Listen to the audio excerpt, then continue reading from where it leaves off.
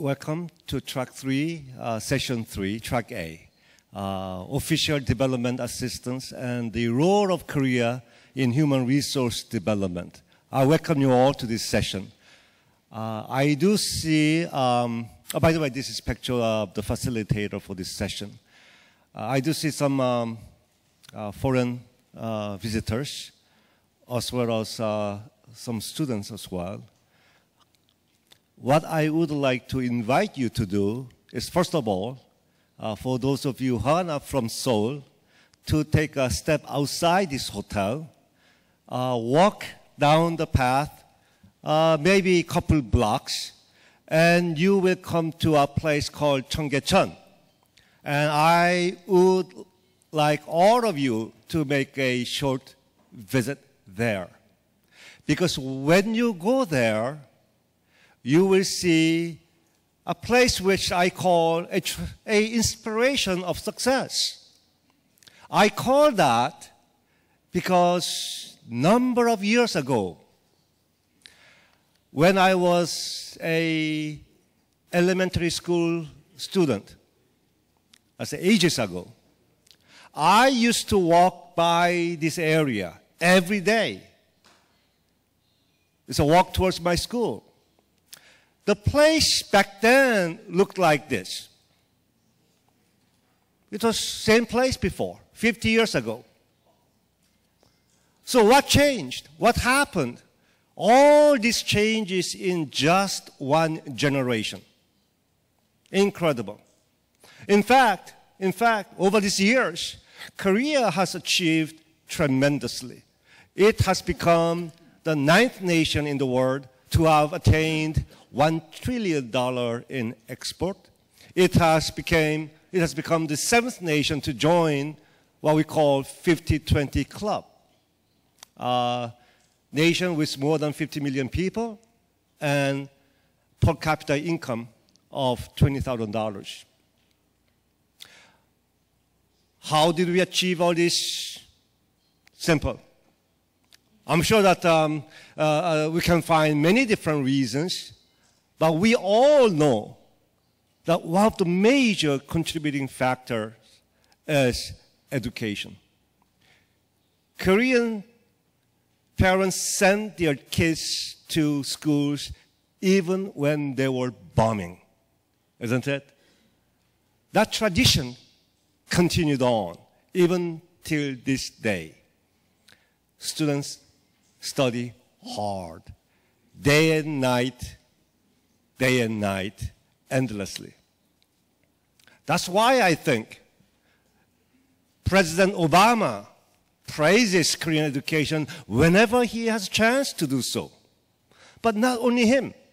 In fact, yesterday morning, at the keynote speech by the Prime Minister, Gordon Brown, yesterday, I don't know maybe you have attended his talk. He said during his talk that Korea now has the responsibility to spread its success in education globally. Well, I'm not too sure.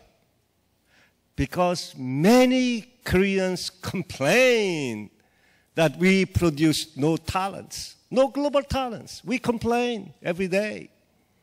So what's going on? Whose story is correct?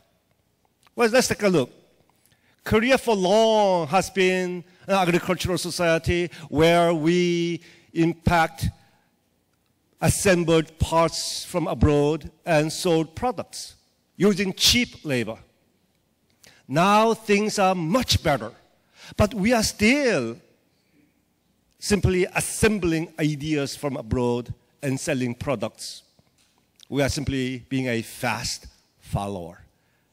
And we have been doing really good at that, so our economy shot up. And we expected our economy to shoot up even further. But everything stalled. The reason? We need to move to the next generation, where we have to generate ideas on our own. What that means is this. The first phase what we did in our education was to increase the accessibility in education, where everybody who wants to go to schools were able to go to school. We ensured that. We put our priority in education. We invested in education. Then, everybody going to school means the opportunity starts to become fewer. So people are competing for accessibility in opportunities. Fierce competition. For what? I don't know.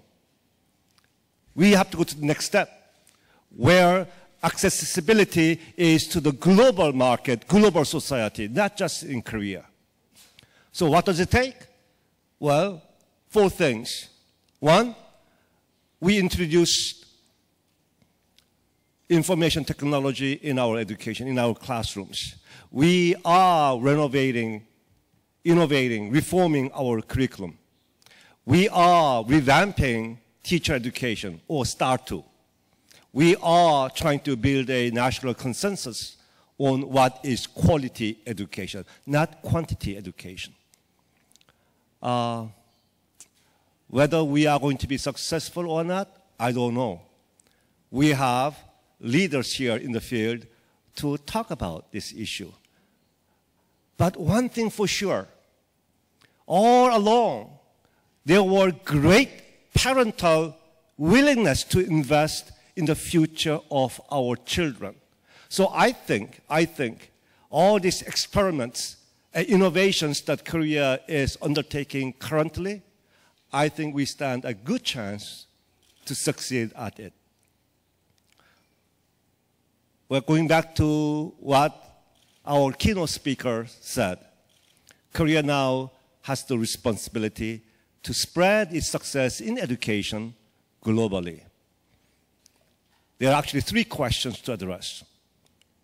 So, is that what Koreans really think about?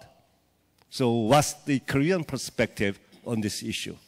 Second, what's the environment and the needs of other countries? Third, what models or examples are out there already? Well, luckily we have 3 speakers today to address these 3 issues. First speaker will be Dr. Chun Shik, who will talk about the Korean perspective. Then we will have Dr. Rupert McLean talking about the Pacific Asian perspective. And finally, Dr. Thomas Schroeder talking about a German example, what they have done in terms of showing model of education in Asia. I will be introducing each speaker individually when it's their time to give talk. But finally, I would like to say that I have been given the responsibility of moderating this session, and the only credential I have as a moderator is only one thing, that I am a great timekeeper. Each speaker will be given 20 minutes, such that we will have ample time for questions from the floor. At the end of 18 minutes, I will intrude upon their talk and say 2 minutes. I hope you are not offended by that. So without further ado, I would like to invite the first speaker, Dr. Chun Shik. He is Senior Fellow of Korea Development Institute. He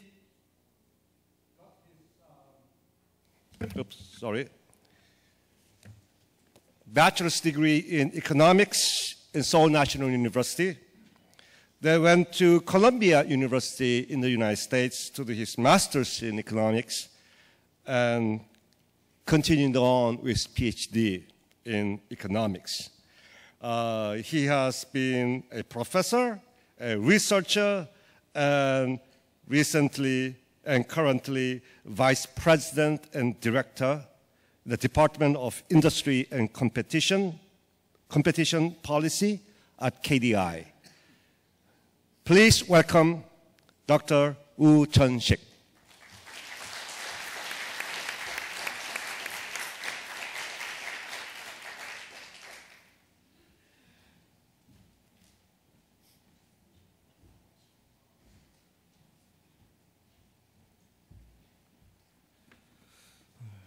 Okay, thank you, Chairman, for your kind introduction and very excellent induction to this important session.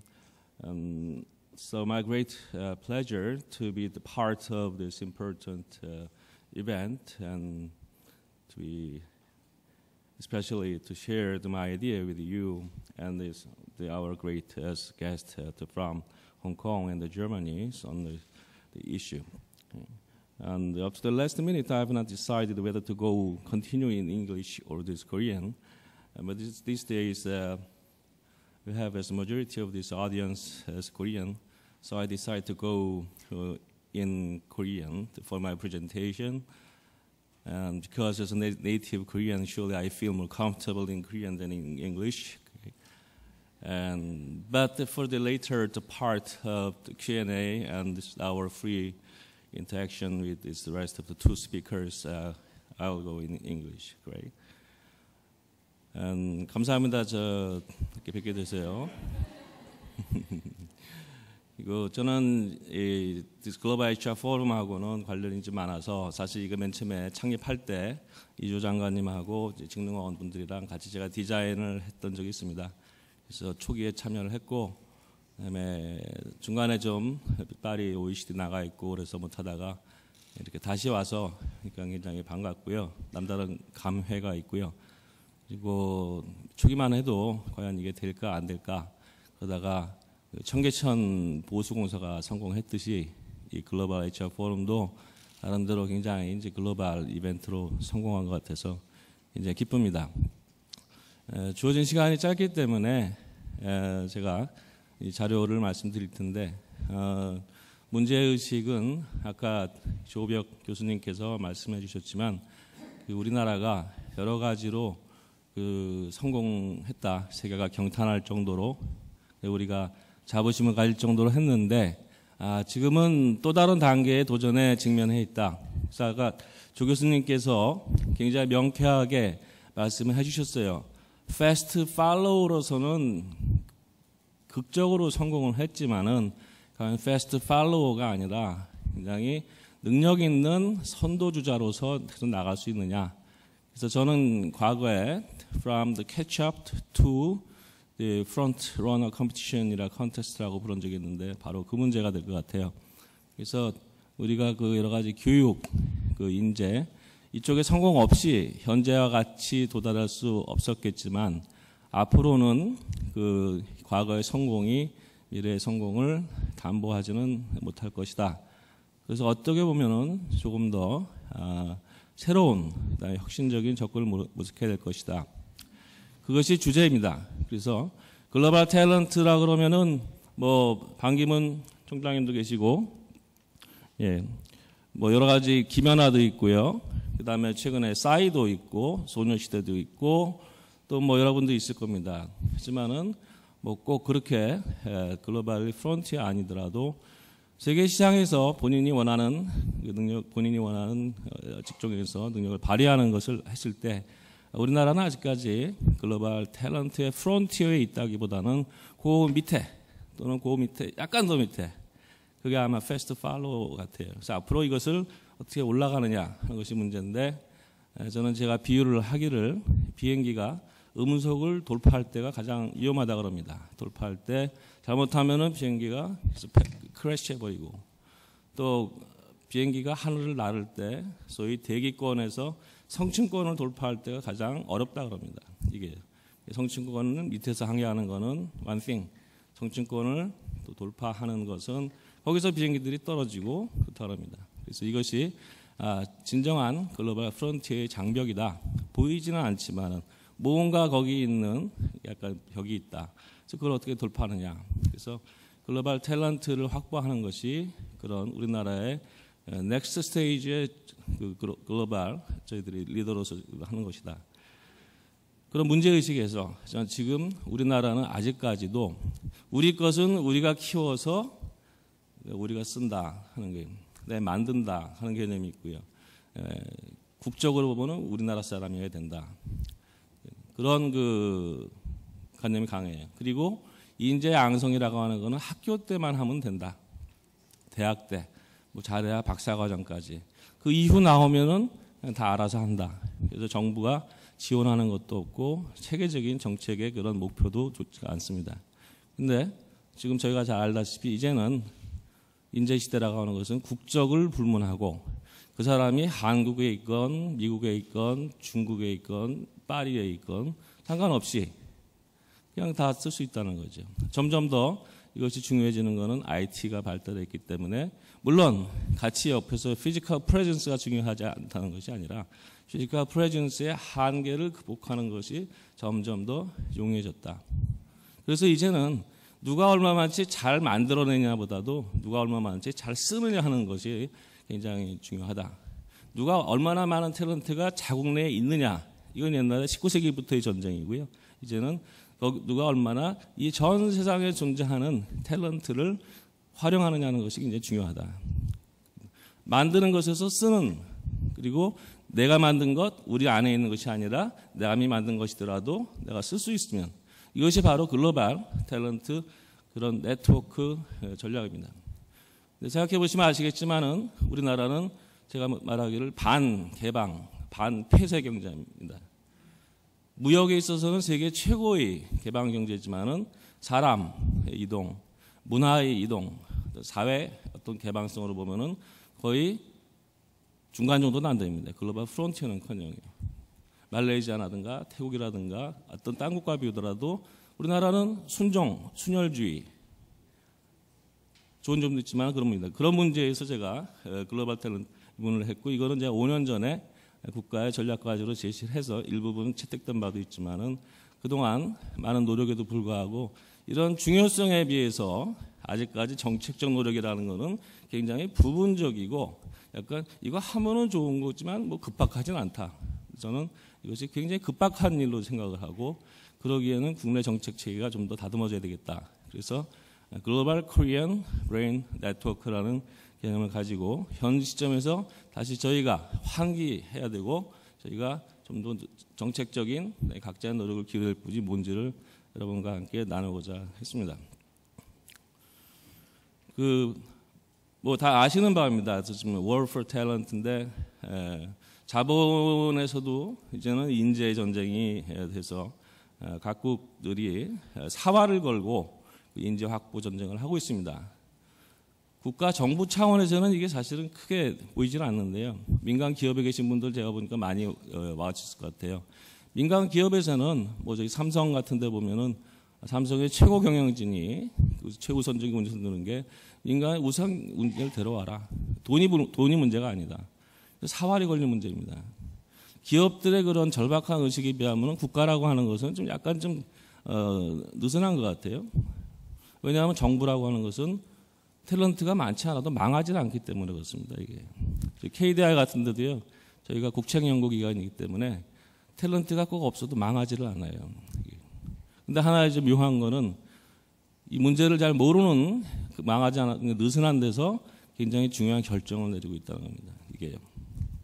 아직 문제의식이 기업에 비해서 공공부문, 정부는 약간 이렇게 강하지 않다. 그런 점이 있습니다. 다른 나라는 이거에 비해서도 좀 잘 하고 있는 것처럼 보입니다. 저도 뭐 자세한 내막은 모르지만 특히 아일랜드라든가 스웨덴, 싱가포르 이렇게 소국형 국가에서는 이것이 최우선적인 문제인식이 있고 그거에 대해서 적절한 상응하는 이게 되는 건지 모르겠는데요. 나오네요. 그래서 그렇게 하고 있습니다. 그래서 케이스에서 중국 같은 경우도 우리보다는 훨씬 왕년에 그 제국을 경험해 본 경험이 있기 때문에 이런 문제에 대해서 어떻게 중요하고 접근할지를 아는 것 같습니다. 그래서 특히 뭐 이민법이라든가 워크퍼밋이라든가 뭐 유학정책 뭐 이런 것들이 대부분 그 정책의 주축을 이루고 있겠습니다. 근데 한국은 어떠냐? 그렇게 보면 아시겠지만은 우리나라는 정규교육이라고 하는 것은 굉장히 그래도 강한 편입니다. 초중등 교육 같은 경우는 저희 아까 조벽 교수님께서 말씀하셨지만 안에서는 곡소리가 나고 비명소리가 나지만은 어쨌든 밖에 나가면은 한국 교육이 최고다 얘기를 하고 있죠. 뭐 어느 게 맞는 건지 모르지만은 최소한도 우리나라에서 나온 젊은 분들이 떨어지지는 않는다. 젊었을 때 생고생을 했을지는 모르지만 그건 사실인 것 같아요. 그래서 남들이 좀 배울 점도 있을 것 같고요. 대학도 뭐 아시다시피 이런 길거리에서 만나는 게 다 대학생이잖아요. 진학률이 84%, 85%되고 뭐 요새는 또 대학원도 많이 가고 그래서 나오면은 중간에서 우리가 탑 탤런트는 몰라도 사실 모든 사람이 탑 탤런트는 될 필요가 없기 때문에 중간 또 중간 상에서는 이게 좋다. 그래서 우리나라는 저는 전반적으로 그 mid to mid high 레벨의 맨파워에서는 상당히 강점이 있다. 저희가 부인하든 그렇지 않든 간에 그렇지만은 한국은 그 탑 브레인에서 보게 되면 뭐 상위 1%가 됐던 5%가 됐던 이 부분에서는 아직도 좀 밀리는 바가 있다. 그러면서 아까 말씀드린 대로 글로벌 퍼스펙티브에서 새로운 전략을 정비를 할 필요가 있다. 만일 정책적 대응이 지체된다면은 그 다른 나라에 대해서 우리가 안고 있는 저희 현재의 브레인 갭이 더 커질로도 있지 않겠는가. 그래서 몇 가지 실제 우리가 이런 탑 탤런트가 좀 부족하다 하는 면은 지적을 해보겠습니다. 먼저 과학기술 쪽에서 소위 BNIS, 분익 융합 테크놀로지라고 하지만은 우리나라에서는 BNIC 이 융합 테크놀로지를 가르칠 수 있는 대학 교수가 어느 전까지도 한 명이 없었습니다. 말은 많이 하지만요. 그런 실태고요. 이런 부분 아니라 그다음에 뭐 파이낸스라든가 뱅킹이라든가 컨설팅 이런 부분에서도 세계 그 리딩 그 그룹에 있다고 하는 사람들은 굉장히 극소수가 되고 있습니다. 물론 최근 글로벌 퍼포머가 나타났죠. 아까 말씀드린 대로 학계에서도 나타나고 비즈니스에서 나타나고 문학에서 나타나지만은 이분들은 아직도 하나의 모델리티라기보다는 하나의 레리티, 굉장히 특수한 케이스가 되고 있다. 그래서 아직 노벨상 받은 분이 평화상 받은 분밖에 한 분밖에 없고 아카데미에서는 없죠. 일본만 하더라도 이번까지 하면 한 15명 되는 걸로 알고 있는데요. 그다음에 Few Global Institute, 삼성이라든가 몇 개 빼놓고는 우리나라에서 뭐 하버드 같은 데도 없고 그다음에 어떤 메디컬 이런 쪽도 없고 그래서 우리가 내세울 수 있는 만한 인스티튜트가 없습니다. 대한민국 정부를 내세울 수 있을지 몰라도 그렇지 않고요. KDI는 글로벌 인스티튜트가 되고 싶지만 아직은 아닌 것 같고요. 그래서 기껏 해봤자 삼성하고 뭐 현대자동차 정도 그밖에 없다. 근데 아마 외국 선진국을 보시면은 글로벌 인스티튜트라고 하는 게 리스트가 한없이 있습니다. 이게 저희가 안고 있는 이런 탤런트의 스톡 갭이다. 스톡 갭. 최근 몇몇 나오지만은 선진국들은 그거 수없이 전에 갔다. 그래서 아직까지도 갈 길이 멀다 하는 얘기를 할 수가 있겠습니다. 반면 우리나라가 가지고 있는 잠재력에 있어서는 저희가 좀 간과하고 있는 부분이 있습니다. 이 시민권, 영주권 가진 분들 포함해서 유학생, 그다음에 파견 근무, 임시체류자 포함해서 외국에 근무하는 분들은 지금 730만 명으로 알고 있습니다. 우리나라 인구의 우리나라가 5천만 명이니까는 40 얼마나 됩니까? 상당히 많은 편이죠. 저도 얼마 전까지 한 400만 명으로 알았는데 그 사이에 굉장히 좀 늘었습니다. 근데 그런 분들에 대해서 우리가 그러면은 정책을 갖고 있느냐? 물론 유학생들 일부분이 있겠지만은 이 교포들은 거기서 알아서 그냥 사는 분들이다.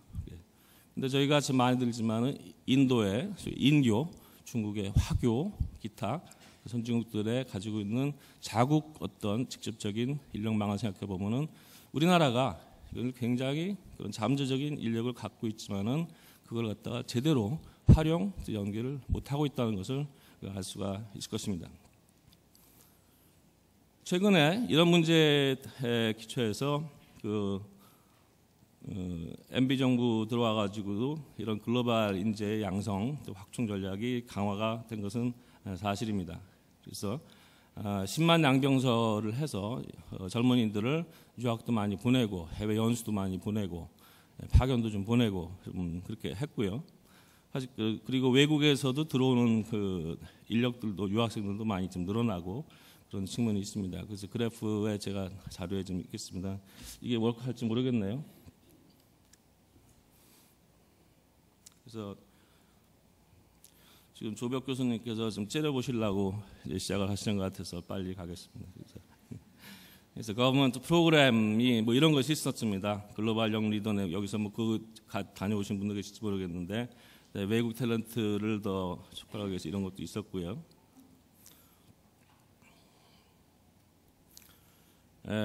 그래서 some desirable outcomes가 있었는데 이런 것에 힘이 입어가지고 보시다시피 여러 가지 그 미니스트리가 관련이 돼 있죠. 그 교육과부, 그다음에 뭐 외교부, 그다음에 과기부 뭐 여러 가지.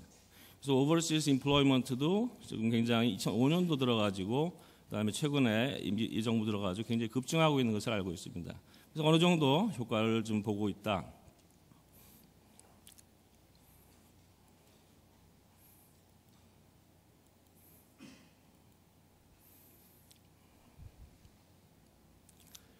하지만은 아까 말씀드린 대로 이거의 규모라고 하는 것은 전체에서 굉장히 작다. 현재 이런 것에 대한 탤런트 전쟁이 벌어지고 있고 우리나라의 현재 상태를 봤을 때 우리나라 자체에서 키울 수 없다는 것이 있을 때 조금 더 본격적인 노력이 지금 기울어져야 되겠고 정책의 패러다임 자체가 좀 바뀌어야 되겠다. 그래서 패러다임 전환이라는 말을 하도 쓰니까 좀 식상한 감도 있지만은 제가 보기엔 거의 패러다임 전환에 가깝다. 현재까지 한국의 교육 HR 모델은 formal education stage, 학교 때 한다. 그 다음에 domestic resident, 한국 사람에 있는 것이 정책의 대상이었습니다. 하지만은 앞으로는 그러면서 전 세계에 흩어져 있는 그런 탤런트의 그 가용한 그걸 갖다 쓰는 전략은 굉장히 부족했고 특히 학교 이후에 in-career talent upgrading 이 부분에 대해서는 없었습니다. 그래서 공간적인 면에서는 우리나라를 벗어난 인력들에 대해서 확장이 돼야 되고 학교나 이런 라이프타임 사이클에서 보자면은 정규 교육에 치중해 있는 데서 보통은 인커리어 같다 애프터 스쿨 인커리어로도 확장이 돼야 된다. 작은 얘기 같지만은 현재 우리나라가 얼마나 많은 그 리소스를 정책적 관심을 이런 부분에 쓰고 있는가 생각하면은 굉장히 큰 전환이라고 볼 수가 있겠습니다.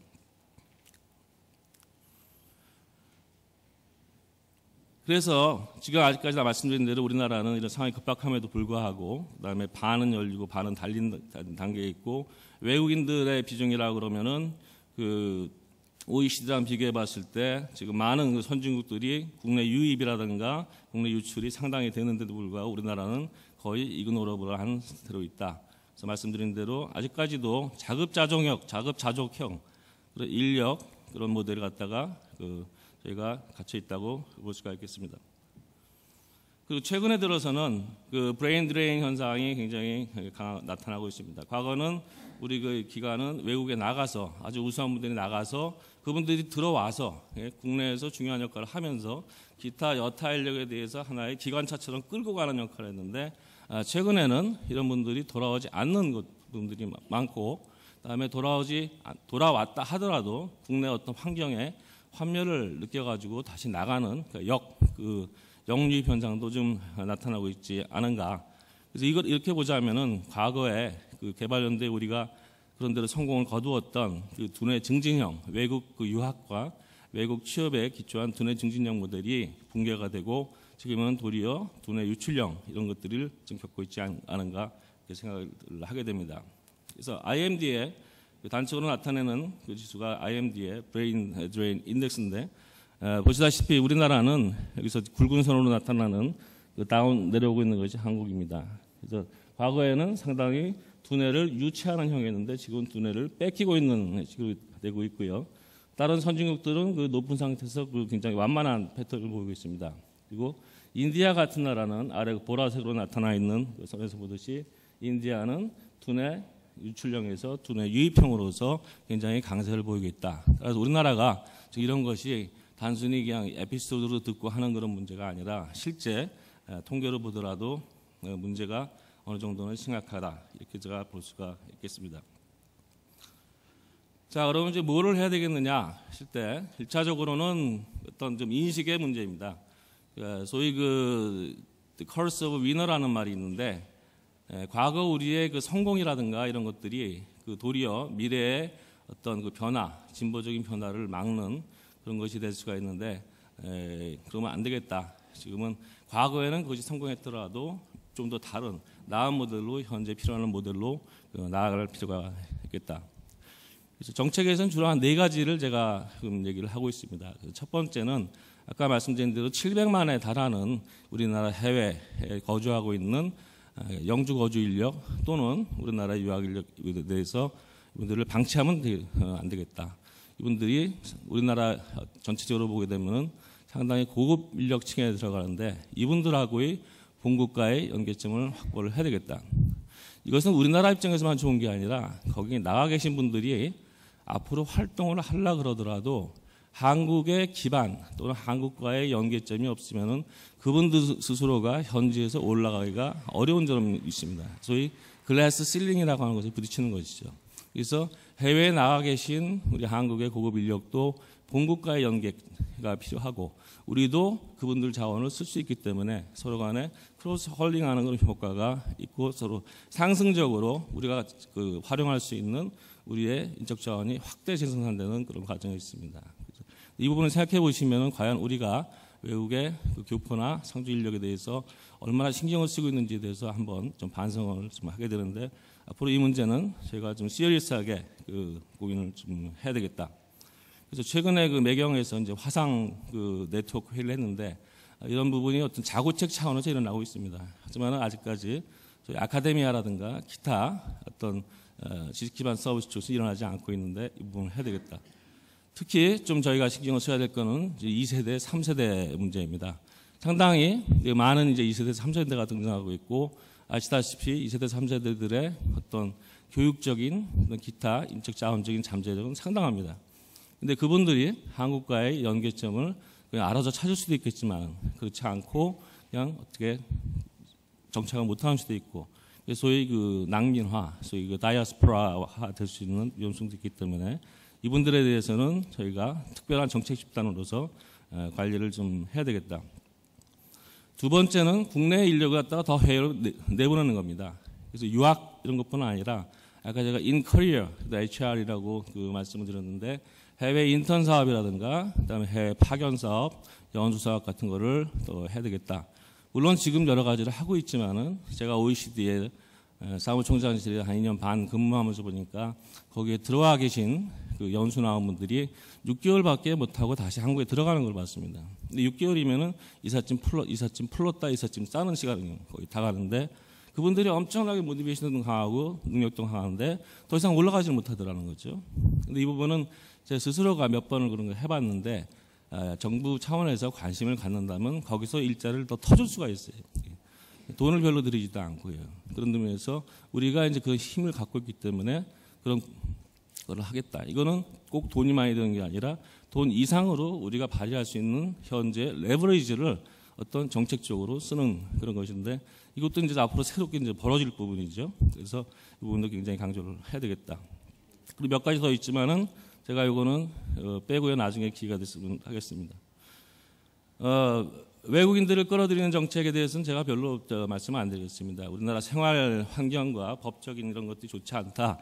근데 기본적으로 우리나라 아직도 좀 약간 좀 앰비벌런트하다고 하는 것은 외국인에 대한 태도가 저희가 아직도 우리끼리 잘 사는데 왜 외국 사람이 들어오는가 뭐 이런 태도가 좀 남아 있는 것 같아요. 그래서 이건 하나의 기본적인 아웃룩에 관한 문제인데 이 부분도 근본적인 좀 변화가 있어야겠다. 물론 법적인 그다음에 기초적인 생활 환경에 대한 정비가 필요하겠지만 그보다 더 중요한 것은 이제 외국 사람들이 우리한테 들어올 수가 있겠다. 우리나라 장관들이 외국 사람 하나도 없고요.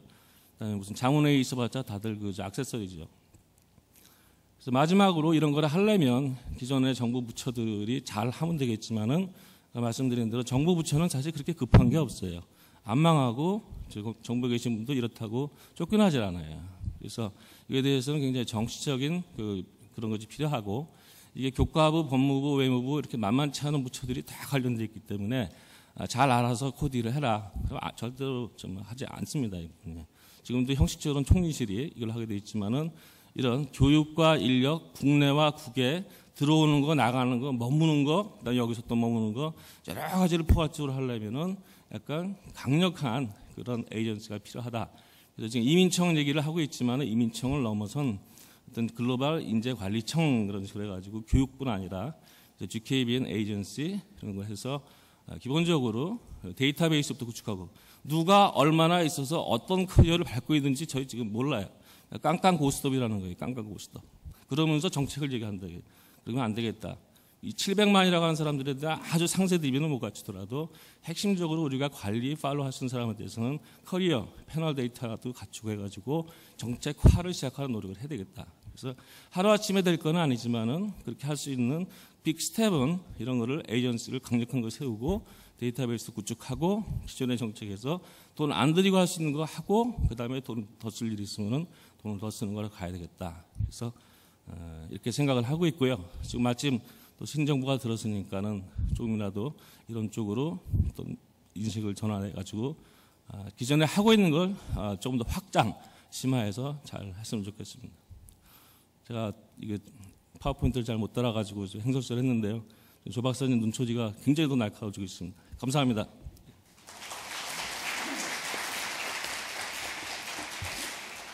네, 고맙습니다. 우천식 박사님. Thank you, Dr. Wu.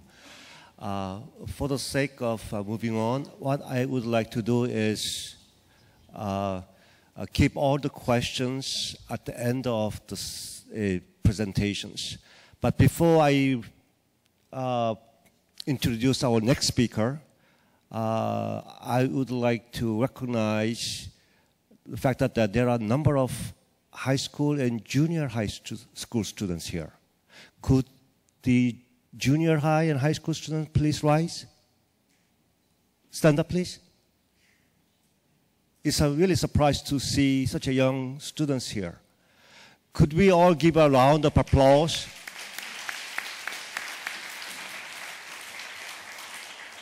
I think they are all,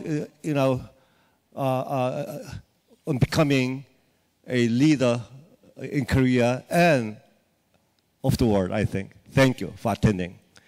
Our next speaker, Professor Rupert McLean.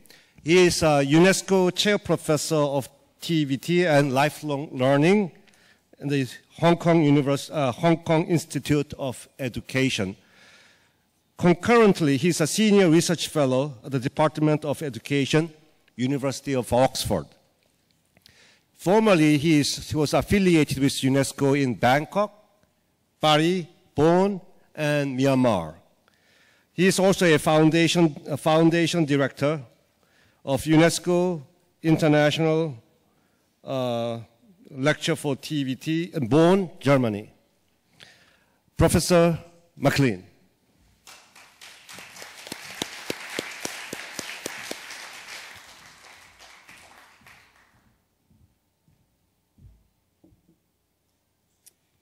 Well, thank you very much, Mr. Chairman.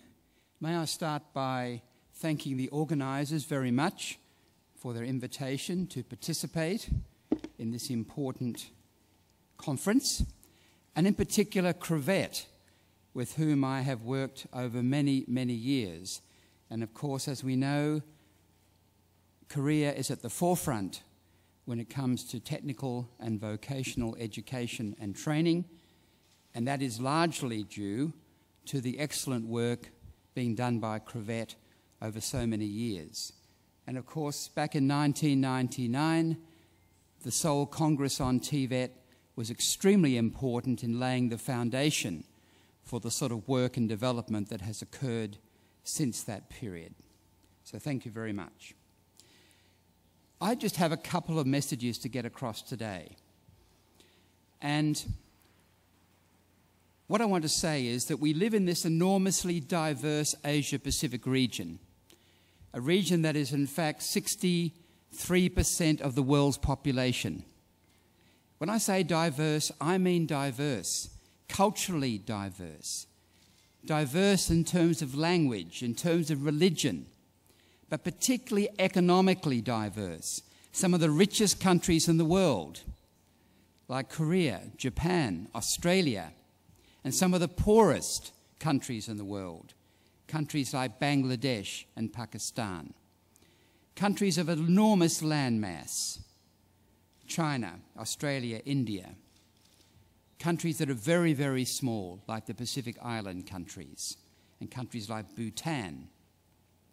Countries with enormous populations, 1.3 billion in the case of China, over 1 billion in the case of India, and also one of the smallest countries in the world, the island of Niue in the Pacific, which has a population of 1,600.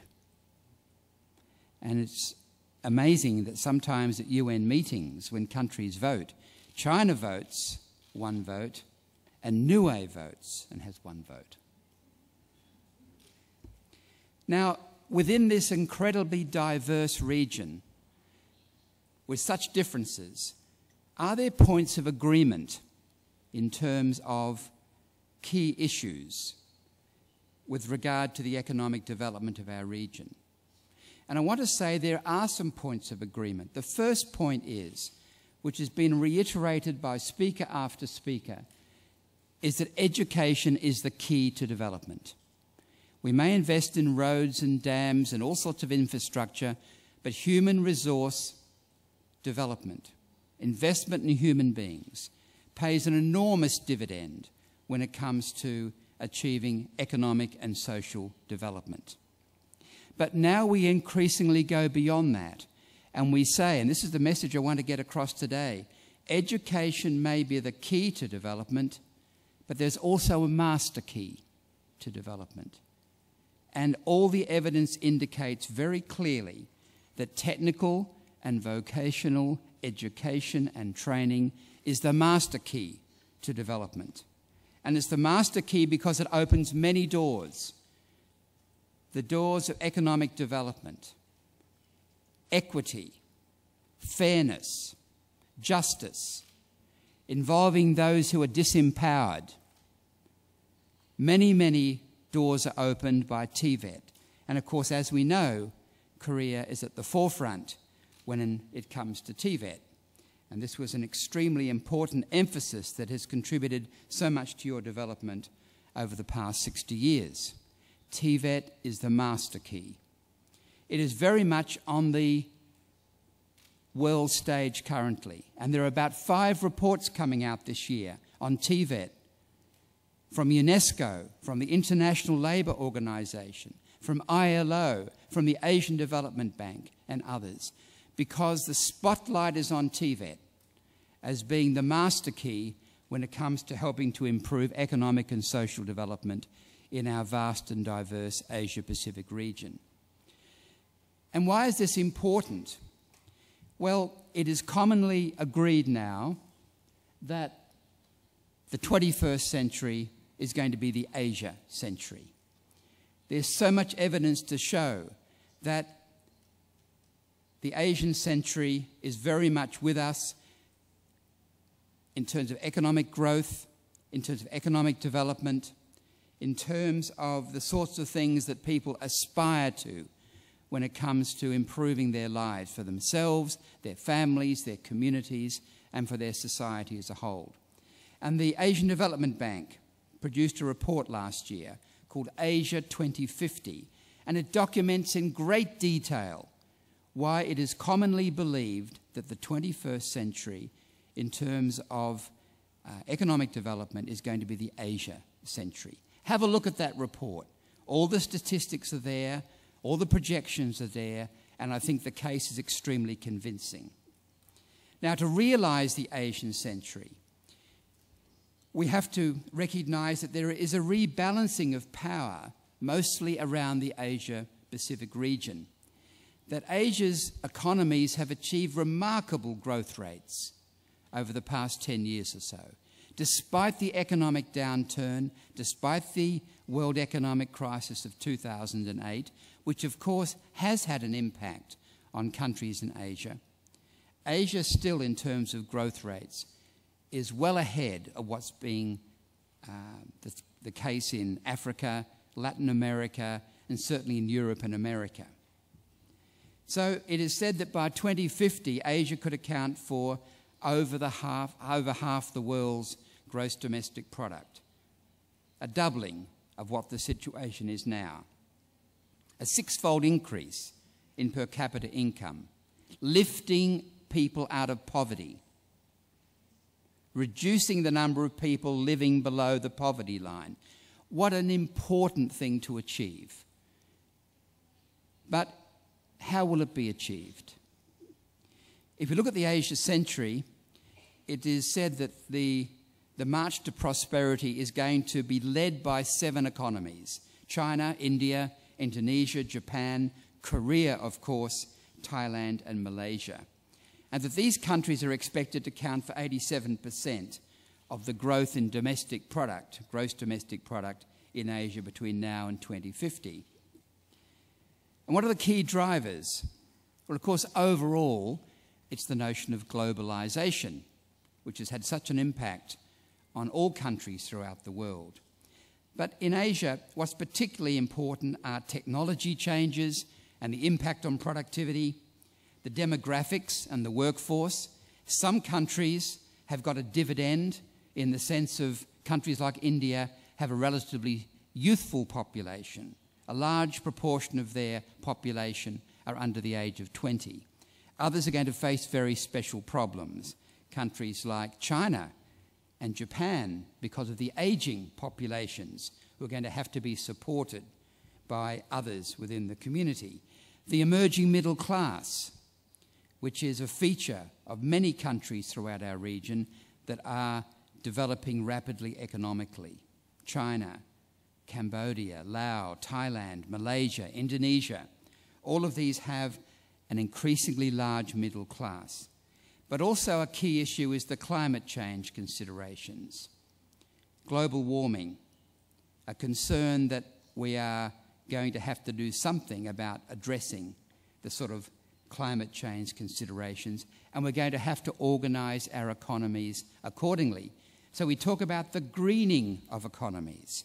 And I'd like to say that I'm currently involved with a project, a big project for the Asian Development Bank, which is on skills development for inclusive growth and green jobs. And I'd like to say that Tibet and Korea are very much key players when it comes to that particular research project, which runs for 2 years, just commenced a couple of months ago. Because Tibet and Korea are very concerned with the greening of economies, green jobs, trying to harness other forms of renewable energies to help overcome the sort of problems that we're all aware of. Now, the thing is, in our vast region, we're talking about development, but there is enormous inequality still, great disparities between countries and within countries that could destabilise the social and economic development. We have the problems of youth unemployment in many of our countries. We have the danger of the middle income trap, where countries develop to a certain point and then can't break free in terms of moving into high technology type forms of production. We have diminishing natural resources and yet an increase in the demand for goods and services. We therefore have to rely increasingly upon importing these resources from other parts of the world. Increasing urbanisation, increasing problems of slums. We know that half the people in our region overall now live in cities, and that is increasing rapidly, not just week by week or month by month, but day by day. People moving towards the cities for a better lifestyle. And we know about the problems of ineffective government and institutional capacity. We know that in many of the countries in our region, unfortunately, including the poorest countries, there are the problems of corruption, so that the resources do not get to those for whom they are intended when it comes to looking at issues like equity. So the message I want to restate is that skills development for employability, TVET, is crucial to the education for development agenda.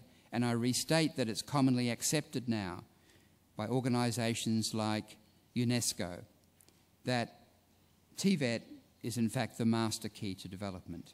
It's the way to help alleviate poverty so that everyone has decent work. Decent work, of course, the term was coined by the International Labour Organization. Not just work, but decent work. Decent work means work where you're paid a proper wage, where you work under conditions where your health is not going to be in jeopardy, where you have some power and effectiveness when it comes to determining your position in the workplace.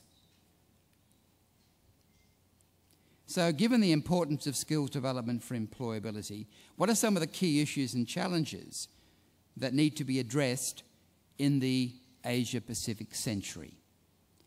What are the headline trends? What are the pressing big concerns? What are the opportunities and what are the challenges? Now, there is a saying, a Chinese saying, which I think is very appropriate on this sort of occasion when it comes to looking at the Asia century. And the saying is, perhaps you have a similar saying in Korea, when the winds of change blow, some erect walls and others erect windmills. There are those who are threatened by change, who erect walls to keep it out. And there are others who see change as an opportunity and they capitalize upon the opportunities that are arising. I believe that in countries like Korea, the emphasis is upon erecting windmills, not erecting walls. And the same is true in China at the current time. Let's look at the opportunities. Let's look at how we can capitalize and use these changes to improve the situation for our populations. So some of the key messages are that we have to look at the re-engineering of education. We shouldn't just be tinkering with the system. A small adjustment here, a small adjustment there. We should be thinking in radical and fundamental ways about the way in which our education systems are organised. We should be deconstructing and reconstructing, and we should have the courage to look radically. Now, one of the radical changes, for example, is to give a higher status to technical and vocational education and training, because we know that in many of our societies that working with the mind, intellectual development is favoured very highly and has a high status compared to so-called working with the hands.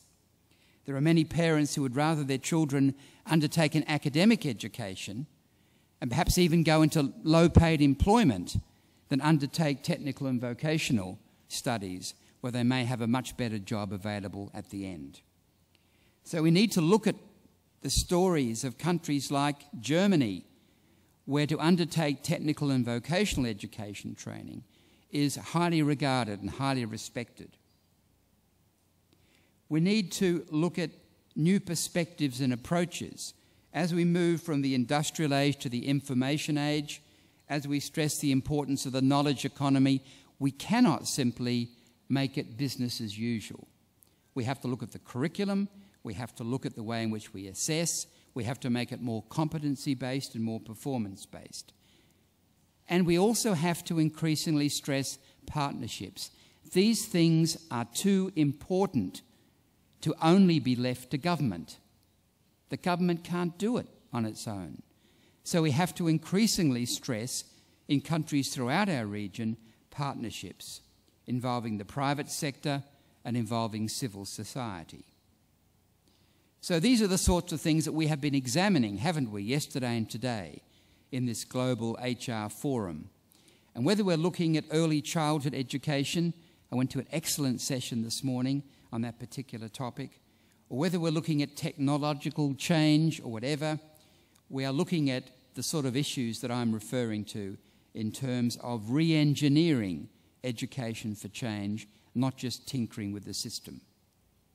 So what are the big issues that need to be tackled when it comes to technical and vocational education and training? And I'm going to just refer to these very briefly. And if you want to explore them further, you can, of course, look at the paper that's available for you to examine. So I'm stressing particularly TVET. Well, this issue of private-public partnerships, including the financing of skills development for employability, is extremely important.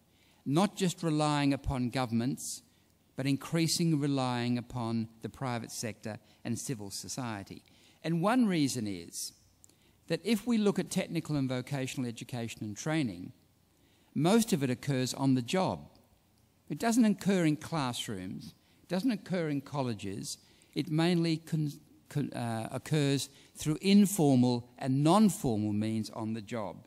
And therefore the role of the private sector is especially important when it comes to this notion of re-engineering education for change. We have to increasingly look at the importance of national qualifications frameworks and sector skills councils. As you're aware, people are becoming much more mobile within countries. They're moving within countries. They're moving between countries. And therefore, we have to have a system of evaluating the various qualifications that people have to facilitate their geographical mobility. We have to have a system of rating so that people know when someone comes from a different part of the country or moves from one country to another country, they have some objective way of measuring the quality and effectiveness and relevance of what they've been undertaking in their studies. The vocationalisation of formal education. It used to be that secondary education was mainly to help select people for university entrance, and that secondary education was mainly academic in orientation, selecting people to go on to academic studies in universities. But increasingly we have to look at secondary education in terms of the vocationalisation of secondary education. Secondary education in its own right, helping to prepare people for gainful employment. And therefore the curriculum in secondary education in many countries needs to be much more practical, much more orientated towards skills development for employability, not just intellectual development. And this is also because we have what we call the massification of secondary education and the massification of higher education. That means that many more people are going on to study at the secondary level or at the post-secondary level than ever before. And because they're much larger in number, they also have a much wider range of skills and interests, and they go well beyond just the academic skills and interests. We have to stress lifelong learning. No longer is it appropriate to think of formal learning as the most valuable and significant way of learning.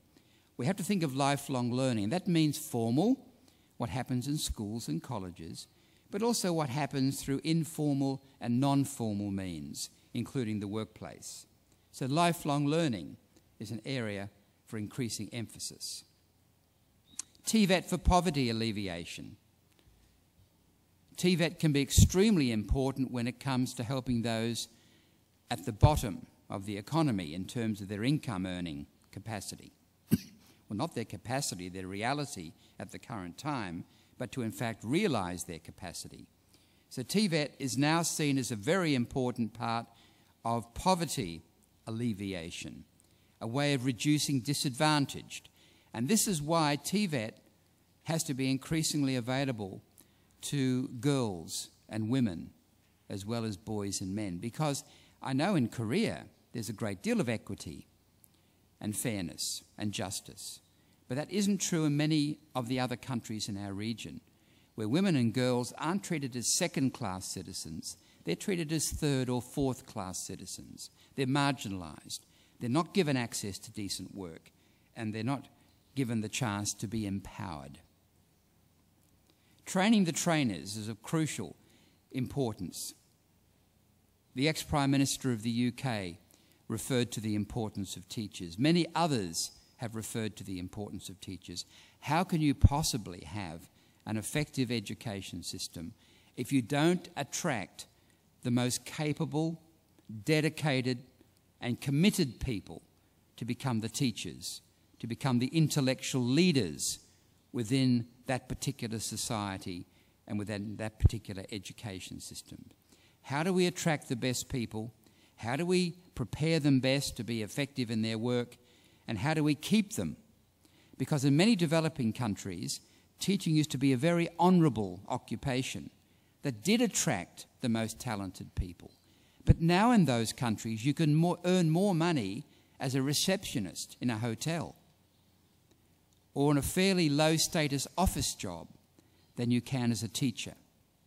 And therefore, people who are talented and who are trying to better their economic situation are often choosing those alternative forms of employment, and therefore some of the best people are no longer available to become teachers. In the area of Tibet, of course, we have to make sure that those who are teaching are up to date. Because of technological change, rapid change, we can't have people who are aware of what was the situation 10 or 15 years ago. They have to be able to be at the cutting edge of developments, and therefore the opportunity to return to industry, come back to teaching, to and fro, has to be there. And we have to look at green growth and sustainable development.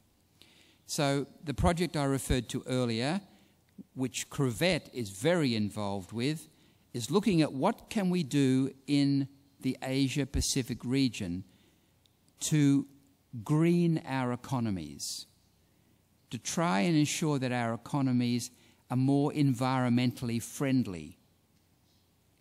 What can we do to create more green jobs? Jobs in areas like renewable energies. Of course, one of the areas that Korea is famous for is the electric car, isn't it? A real attempt to do something practical in this area. So in this study, we have 4 case studies: India, Sri Lanka, Indonesia, and Vietnam. And we're currently in the middle of collecting our research data from government, from Tibet providers, and from the private enterprise. And there'll be a meeting in Manila, organised by the Asian Development Bank, which is in collaboration with Qualifications and with other Korean players, to look at the sort of initial findings from this study. Another area is the area of soft skills. We often think of technical skills and things of that type. But what about soft skills? Soft skills refer to people's values, ethics, attitudes. And there are many who say that the global economic crisis of 2008 wasn't an economic crisis or a financial crisis, it was an ethical crisis, because of people in very important roles in the finance industry putting their own profit-taking motivations ahead of the needs of the community and the group. What we also know is that in countries like China and Korea and Japan, often in the past there's been a great emphasis on the importance of the needs of the group, and often putting these ahead of the needs of the individual. Cooperation rather than competition. The needs of the group rather than the needs of the individual.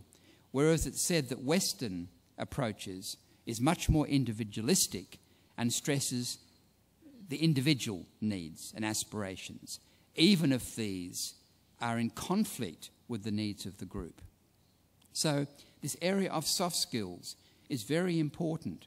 Work ethic, attitudes and values regarding the way to behave appropriately in one's employment and to do things that don't jeopardize the welfare of others. And finally, the need to develop a bridge between research, policy and practice. We can't just develop our policies and practices based upon our gut feeling, what we happen to intuitively feel and believe. We have to gather reliable research data so that what we do is very well founded in terms of the data available and therefore likely to be effective and successful. So these are some of the key messages I've tried to convey in my short presentation this afternoon. Oops. And I thank you for your kind attention. Thank you. Thank you.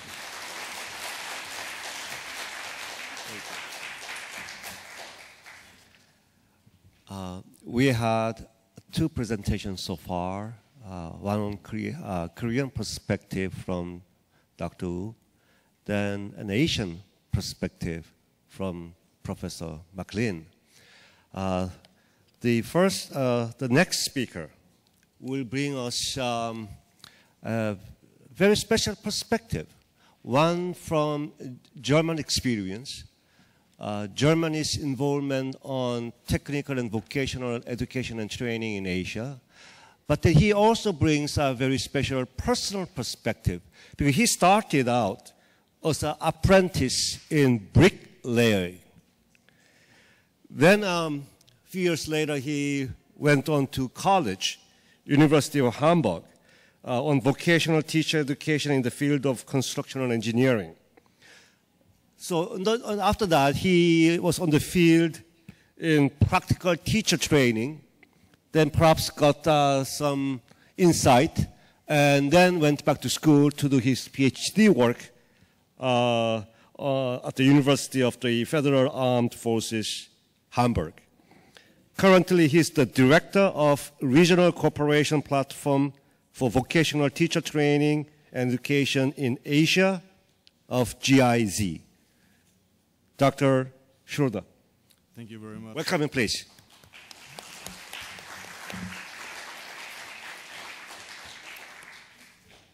Ladies and gentlemen, good afternoon. I'm very honored to be invited and to be allowed to speak to you, dear excellencies. And first of all, me too, I would like to thank our hosts for this brilliant, fantastic organization and the warm hospitality.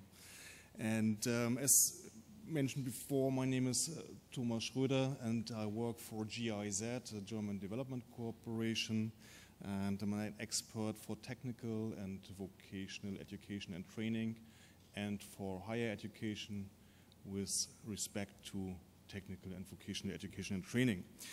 Well, in the course of preparing myself for this presentation, I came across a few interesting tiny bits of facts which I want to share with you. I read that the first German consultant who came to Korea came already in 1876 and worked for King Kojong at his court, which I found quite interesting.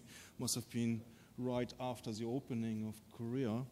And as I know that we have a common history in ODA, and Germany supported, or GIZ as well, Korea in the 70s and 80s. And an old mentor of mine who very much has the same socialization or biography, he is now 77 years old, and he worked at Chungnam University in Daejeon from 1980 to 1982 and built up a vocational teacher education program there. And he asked me to give you his greetings, which I will do. Thank you. And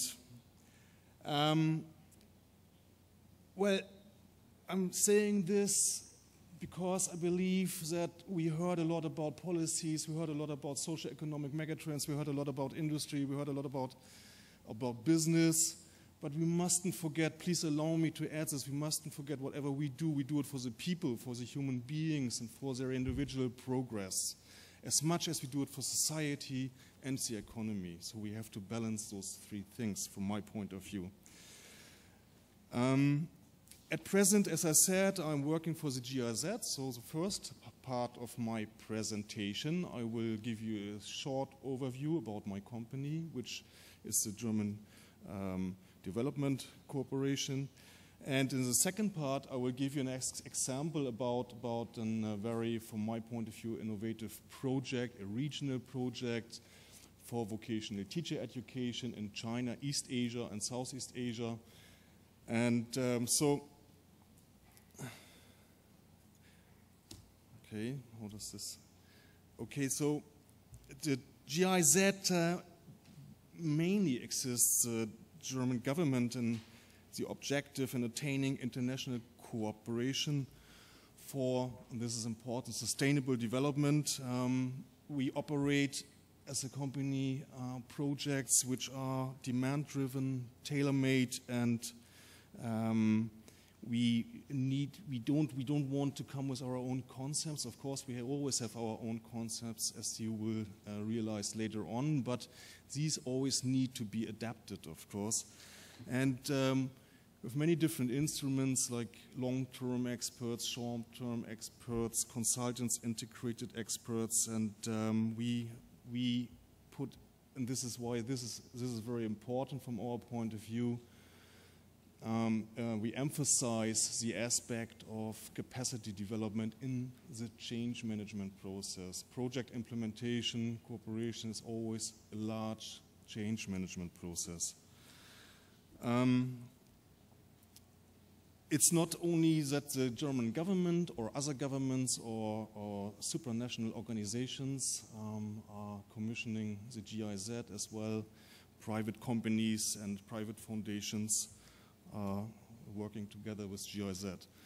At the moment, we operate in more than 130 countries worldwide and have a staff of 17,000 members and an overall turnover of 2 billion annually in 2011. With respect to Tibet, I would say that Tibet is one of the core competences of GIZ. During the past 4 decades, it's about the age of the company, GIZ has run many hundreds of different Tibet projects worldwide, and at the moment Germany itself is the largest bilateral donor in Tibet with a spending of 125 million euros in 2012.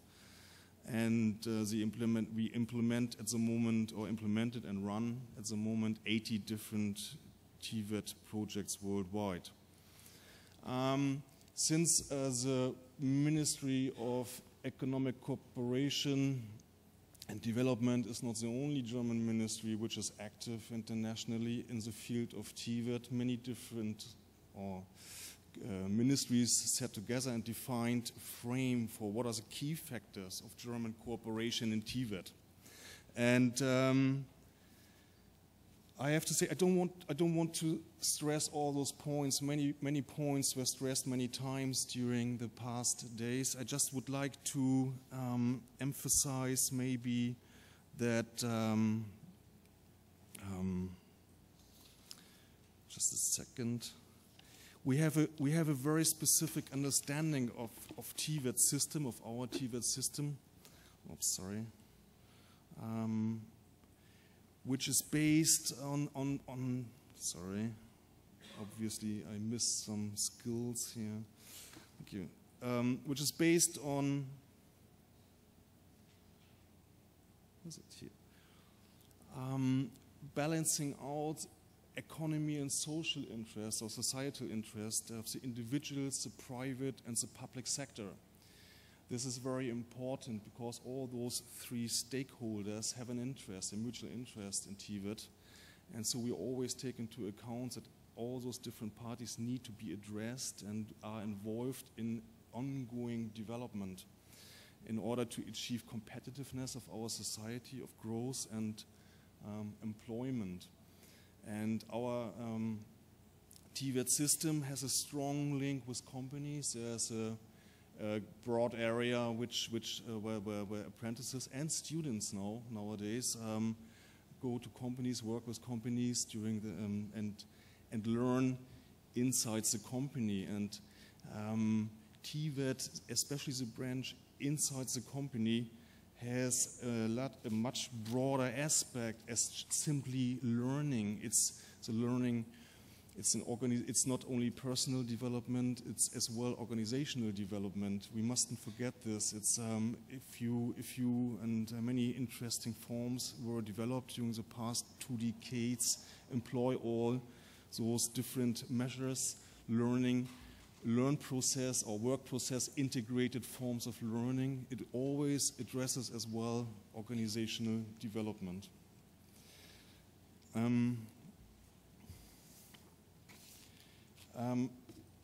What we experience from the way we qualify our labor force is that after the last crisis, it's only one reason, there's another reason, a labor market reason, but after the last economic crisis, or during the economic crisis, many companies restructured their production and aligned them and used the phase of economic downturn. And we had the advantage to take off straight away as soon as the economy was taking off. We could deliver products, and that would give us an advantage, a German economy, an advantage of maybe 2 or 3 months, which is due to the fact that we don't only educate in Tibet our laborers for specific skills, we educate them very broad, and so we can, without more retraining being needed, can ask them to deliver or to work in a different context. Okay, this is the background information, and this what so far it was the background information, and what we have now, what I'm going to talk to you, describe to you now, is the project we are implementing, and it's basically just a second.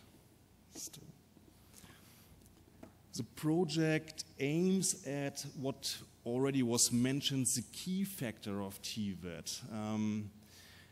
It's a vocational teacher education, and we so far created the idea of establishing a platform for universities and other players who are throughout the entire region involved in vocational teacher education in order to exchange ideas, in order to strengthen their own institutional capacities, and in order to contribute to regional integration processes. It was mentioned before that because of the demographic change in a few countries, sooner or later some of the strong economies might run into the situation that they will need to acquire laborers from other countries, or that they will need to produce in other countries, and then you will be then you are interested in a qualified labor force. Otherwise, from another perspective, other countries then have an advantage if they have a qualified labor force. So vocational teacher education is the key to every Tibet system, and our approach is that we believe that through the strengthening of those who are responsible for vocational teacher education, we might achieve an improvement little by little throughout the region, even maybe with common standards. The project at the moment has 10 different partners. 8 partners are universities from China, Laos, Vietnam, and Malaysia, Indonesia. And Simeo Voctec teamed up, and we want to follow the same idea and cooperate in next year. Okay, we have the project. The way the project functions is what we want is that our partners more and more take ownership, and that this is expressed by a steering committee. So every university, every partner sends a colleague into the steering committee, and which is the highest decision-making body. So whenever whatever will be the next step in our platform will be decided by the steering committee, will be written down in our plan of operation. And we are running the RCP Secretariat at Tongji University in Shanghai, China, and will operate the activities.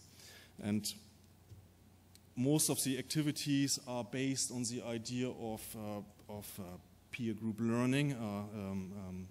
We support common research activities, and dissemination of the results, and we all know what the function of universities should be. What we experience is that quite a few universities who function as institutes who only focus on lecturing and not on research. We need a different understanding with respect to research, and research is something that will sustain societies, that will generate knowledge that will be needed in order to further develop the system on a continuous basis.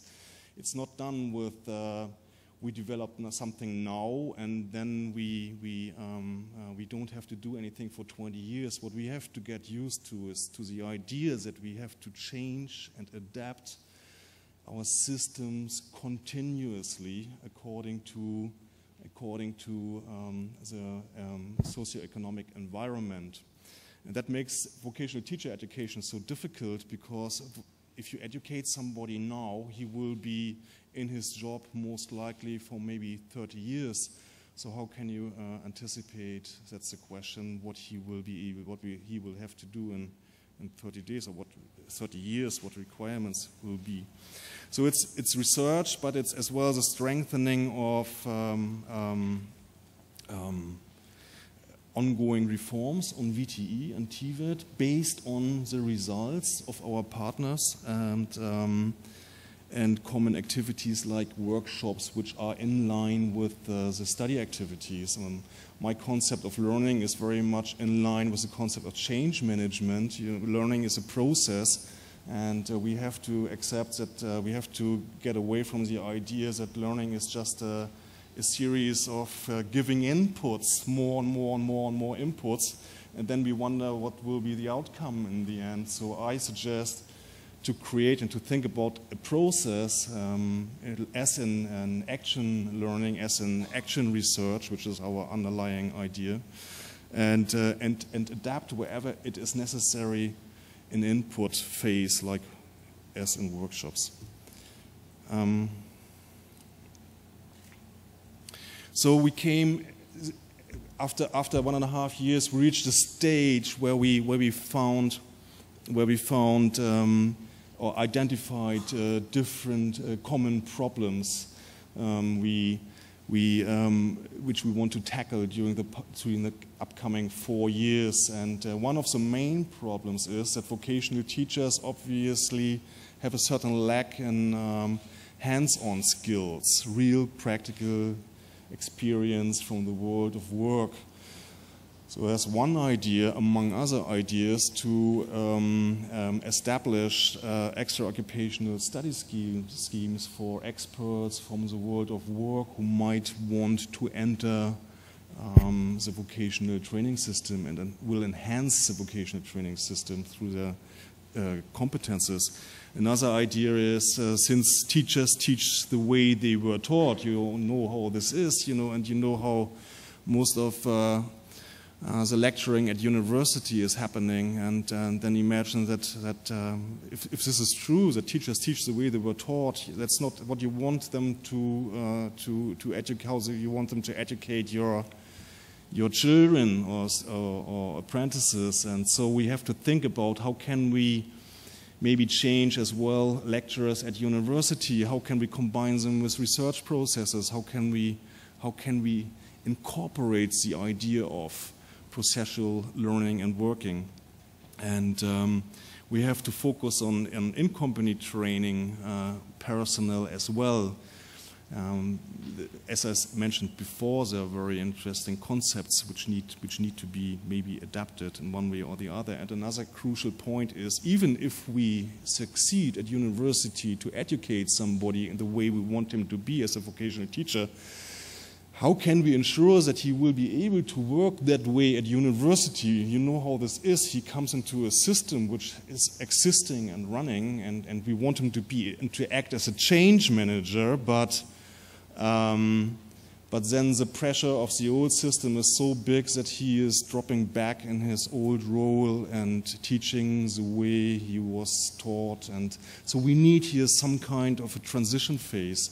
We need to do some research on this, some coaching for young teachers in order to enhance the capability of introducing new forms of learning and how to handle the resistances in this kind of change management processes. Okay, so the outlook is that we more and more, it's interesting, although the interesting fact is that there are so many different cultures included in our project, so many different countries and so many languages, but in the end, if you boil everything down, and after a year we found out the problems we are facing are more or less all the same. This is a socio-economic background, this is the way education is organized at the moment, and we want to enhance our research activities, we want to develop new study schemes in order to tackle some of the problems, and we want to disseminate, we want to enhance the process of dissemination of research results, well, if and we want in a way we want to include new partners. So whoever feels this might be interesting for us in university, you are warmly welcomed to cooperate with us. Thank you very much. Thank you very much. Yes. Thank you. I remember in the 50s and 60s in Korea, we were the recipient of a lot of foreign aid. After the Korean War, we were simply destroyed. We have received not only foreign aid in material things, but we have received a lot of aids in terms of technical, vocational education and training. Because education, after all, is an agent of change, and it has done a good change in Korea.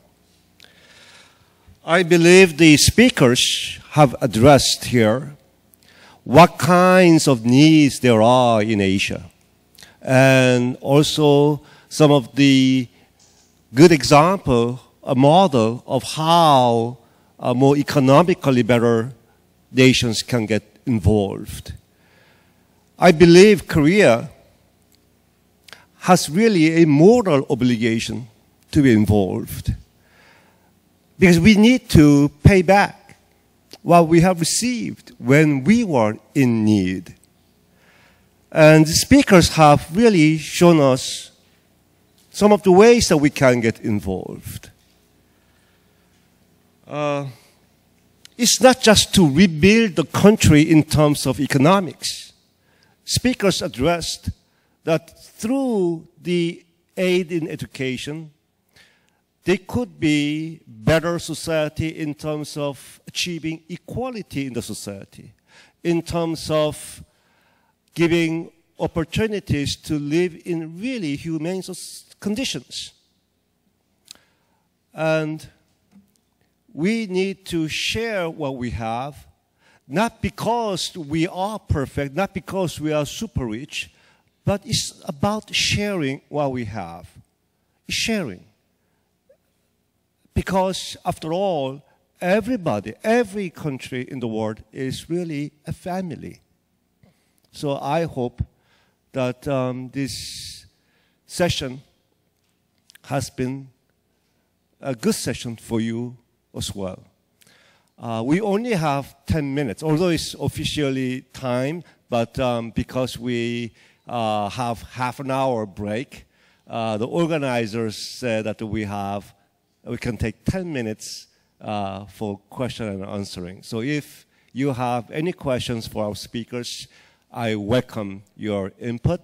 If you have a speaker in mind, please address him directly. Thank you. Any questions? Oh, okay. We have two right now. We will give one to a student first. Thank you. 감사합니다. 저는 차세대 영재 기업인에 다니는 이은수라고 하는데요. 저는 우천식 교수님께 여쭤보고 싶은데 우리나라의 관점에서 보았을 때 지금 막 사교육 없이 공부를 하고서 뭐 수능을 만점 맞았다 이렇게 했을 때 인재다라고 하는 인식들이 많이 있잖아요. 그런 인식들을 바꾸기 위해서는 어떤 노력을 해야 될까요?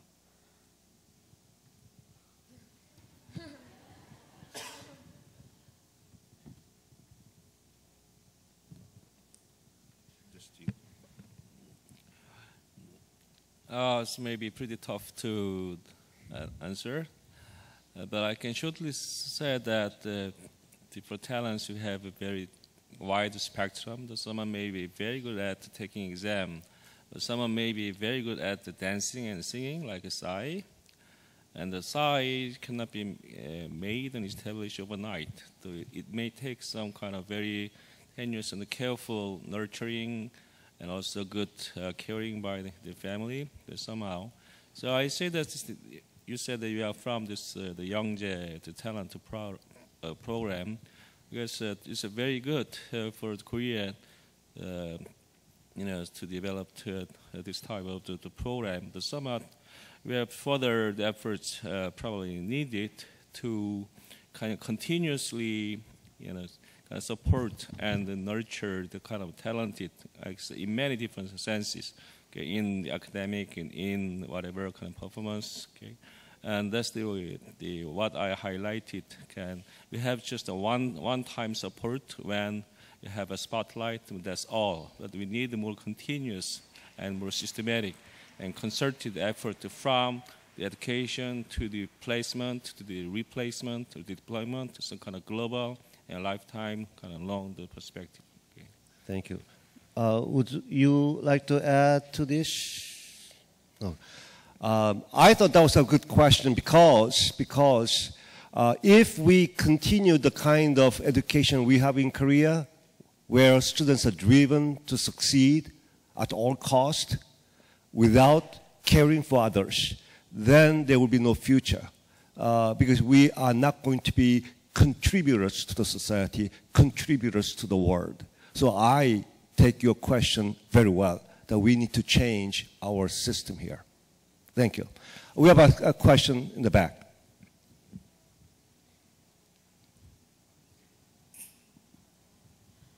네. 처음에 해외에 우리 교포 인재들과 연계성을 가져야 한다고 그러셨는데 이미 거기서 유학 가서 적장을 잡고 있는 인재들을 빼오고 그들과 연계성을 추구한다면 다른 사람들이 유학 가서 그 후에 직장 잡고 그렇게 하기 힘들지 않을까요? 제 생각에는 말씀하신 걸 들으면서 그 옛날에 노라고 할 수 있는 일본 해가지고 일본이 자국의 위상을 높이려다가 견제를 받아가지고 잃어버린 10년 되게 힘들어진 걸까 기억이 나는데 그 외국에서 글쎄 지금은 경제 위기 때문에 잠잠할지 몰라도 견제가 들어오지 않을까 싶고 그리고 제가 알기로는 지금 우리나라만 해도 기능공들이 참 부족하다는 얘기를 많이 들었는데 사람들이 공장을 기피한다는 얘기를 들었는데 그리고 또 제 경험을 봐서는 사람들이 단순히 먹고 살고 그 안정된 거 안정 그 이상의 그걸 추구하잖아요. 요즘에 재벌 개혁도 사람들이 당장 먹고 살 게 없어서 그런 게 아니라 자기들보다 재벌이 너무 더 잘 나간다는 게 문제가 되는 거잖아요. 그러니까 점점 질문을 조금 짧게 해주시면 고맙겠습니다. 네, 그래.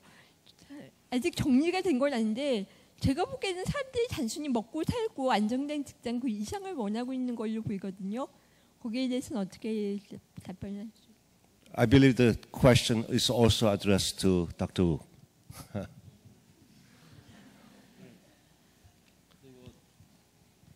여러 가지 질문이 좀 섞여 있는 것 같은데요. 저도 뭐 마지막에 말씀하신 뭐 재벌 문제나 이런 것도 어떻게 보면은 이게 우리나라가 덜 글로벌라이즈됐다는 그런 것이 잠길 수도 있어요. 몇 개 탤런트들이 블락이 됨으로써 글로벌리 보게 되면은 많은데 그다음에 아까 한 가지 쟁점이 이게 외국에 나와 있는 분들을 끌어들인다는 생각을 많이 하는데요. 그런 부분도 필요하지만은 외국의 앞으로는 모델이 그 헙 스파크 모델처럼 외국에 계시면서 링크를 하는 게 우리나라가 외부에서 돌아가는 한인 네트워크가 굉장히 약하거든요. 예. 그래서 그런 부분을 활용하고 여기랑 접속을 시켜야 된다는 거예요. 그러니까 그분들이 오라는 얘기가 아니라 이게 중요한 포인트인데 그렇게 하려면은 이제 거기 교포분들에 대해서 이게 정책 대상이 되고 그다음에 최근에 거기서 안 돌아오는 분들이 사실 옛날에는 능력이 안 돼서 한국에 돌아왔거든요. 지금 능력이 됐기 때문에 머무는 분들이 많기 때문에 거기서 현지의 지식 자산과 접촉하되 한국과의 링키지를 강화하는 이게 글로벌 네트워크의 핵심입니다. 그래서 지금 말씀하신 데서 뭐 굳이 뭐 그런 부분이 있는 것 같습니다. Like two other speakers like to add to this? No. I think we have time for just one more question. Way in the back there, please. Yes, in the corner. In the corner. Yes, for you. Hello, thank you to all the speakers. I'm Simon Gillett. I'm British, but I've been an educator in Korea for a good few years in Korean institutions. And I very much appreciated Professor McLean's metaphor of when the winds change. Some countries like Korea are windmills that work with the wind, and other countries can be walls. And also perhaps the irony that Herr Dr. Schröder comes from a bricklaying background. But I do have a question, though, particularly about language. It was briefly touched upon by Herr Dr. Schröder. And Professor Wu changed, and his bilingualism is very apparent. But I wondered what the distinguished panel, thought about the importance of language education that hasn't really been touched on very much in today's very interesting discussion. Anyone like to address this? Okay. Well, thank you very much for this question. That's a very important question, I believe. What I can observe is that the language education, especially in Germany in the field of Tibet and even in higher education, needs some enhancement. If we want to follow the globalization, other main trends, and if we want to strengthen our economy and if we want to improve exchange, we need more language skills. We need, especially with a focus on foreign languages, we need more skills. And does this answer your question? Also, I'm really supportive on the idea of including as much foreign language skills, even in Tibet and in secondary education, which is Tibet in Germany is in secondary education. And we actually provide English. So if somebody undergoes a bricklaying apprenticeship, let's say, he is obliged to do some English, to attend to some English lessons as well. Otherwise,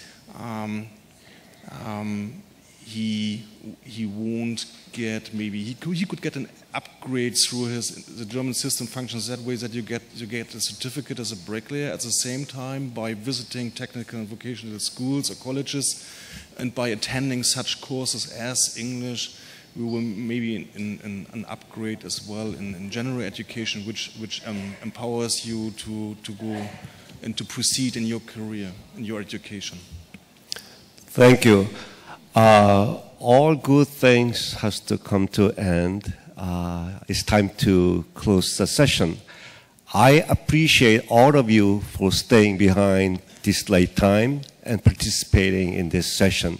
So round of applause for all of us and to our speakers. Thank you very much.